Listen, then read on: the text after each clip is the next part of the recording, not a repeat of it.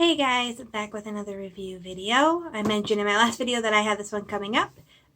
This is Little Darlings by Melanie Golding. This is another one I got from Bookish First as part of their Bookish First raffle. I have to say I've gotten some pretty awesome ones from them.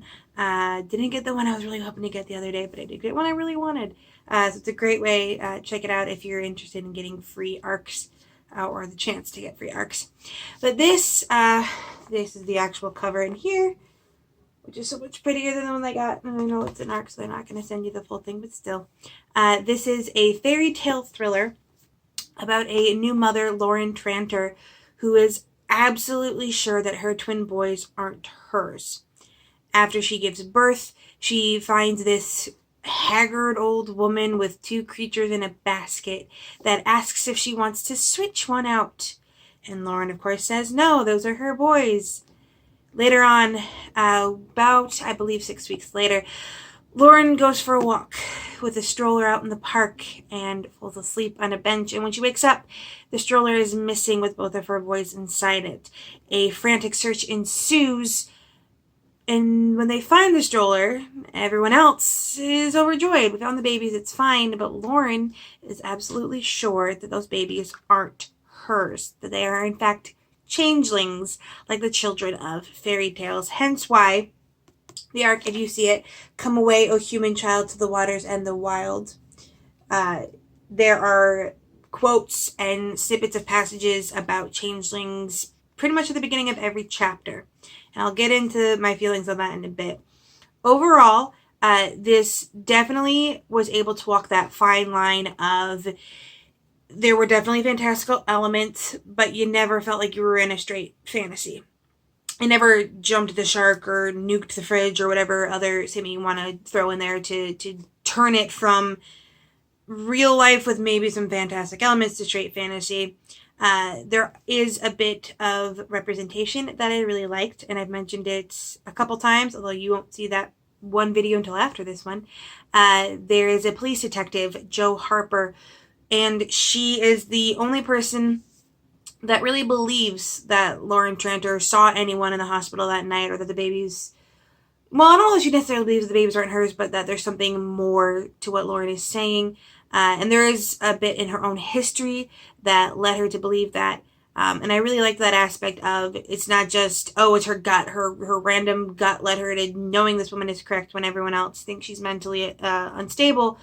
She has a bit of fear and history and struggle with losing a child herself in a way. Not in the way you're probably thinking of it. You need to read the book. Don't want to spoil all of it. And so she believes Lauren and starts investigating it. And pretty much everyone tells her that she's stupid for doing it. I enjoyed her character immensely, probably more than the main character, because she is, I believe, fairly newly bisexual. She came across her sexuality fairly late in life. She makes a comment early on in the book that back when she used to thought she only liked men or something to that effect, where she's realized that she's attracted to both sexes.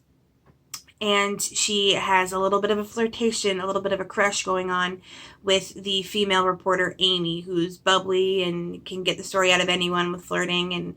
And so their relationship comes across to me a little bit juvenile in that Jo is supposed to be, I believe, like late 30s, early 40s.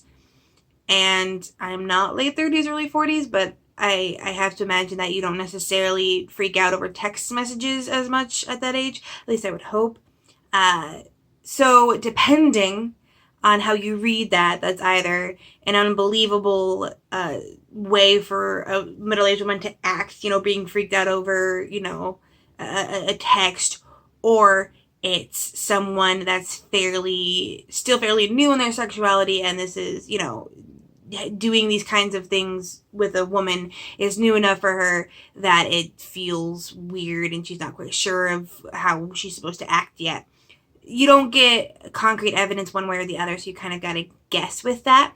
But I did appreciate that little bit of rep. It does play into the plot a little bit. Amy does a lot of the research into it. the few things, well, there aren't many things, but the few things I struggled with was, one, every thriller like this kind of has to have that whole, well, is it real or is it all in her head aspect? And this book leaned a little bit one way for me, and I'm not going to tell you which just in case I don't want to spoil it. Reviewing thrillers is hard. This will probably be the shortest review I do. But for me, it didn't give a lot of leeway into that kind of, well, is it in her head or is it real? That I wanted a little bit more. I wanted to second guess myself a little bit more. I wanted to be able to be like, oh, it's in her head. Oh, it's real. And then question myself. And I didn't really do much questioning, except for like maybe a little bit right near the climax. In the climax, they tease you, or she teases you, Melanie teases you with it at the very beginning, where you actually read Lauren standing in the river with the twins in her arms, and you're like, oh God, is she gonna do it? And that teaser at the beginning is really what drove me through reading the book, knowing that we're gonna get to, I don't know if she's actually gonna go through with it, but I know that this woman ends up standing in a river with the children in her arms at some point, which really probably drove through some parts that may have otherwise been boring, because I knew it was coming. I knew we were going to get to that part. But there were some parts that if I didn't have that, I don't know that I would have been, not that I wouldn't have not finished it if I didn't know that, but like I wouldn't have been that eager, I don't think. And the other part is there's a kind of interesting connection where they live. There's a drowned village. A dam was put in the river, and as a result, the village that was once there was basically swallowed up by the water. And you find out that this heat wave that's been going on in the story that kind of not drains it, but drops the water levels enough that you can actually see the top of the spire of the church and all of that kind of stuff, has maybe a connection with the changeling thing, wherein Jo discovers over the course of the story that this isn't too big of a spoiler, at least not to me, I don't think. You can yell at me in the comments. Where she discovers that in the 70s there was another heat wave where it dropped down, and there was another woman that reported that a woman approached her trying to get her babies in the hospital, although she never believed they were changelings. She never believed they were changed out. So it's that whole connection of, this has happened before, this might have been cyclical, and you do discover more in the end, which I wish that it was delved a little bit more into, as opposed to, it kind of felt like after the main climax, it's oh yeah, and then this thing, as opposed to a major plot point of discovering why, if it is in fact cyclical, why it is. Trying so hard. I'm so afraid that I'm spoiling things, because gosh darn, thrillers are hard to review. I did enjoy it a lot. It definitely walked the line very well between fairy tale and thriller. It felt creepy.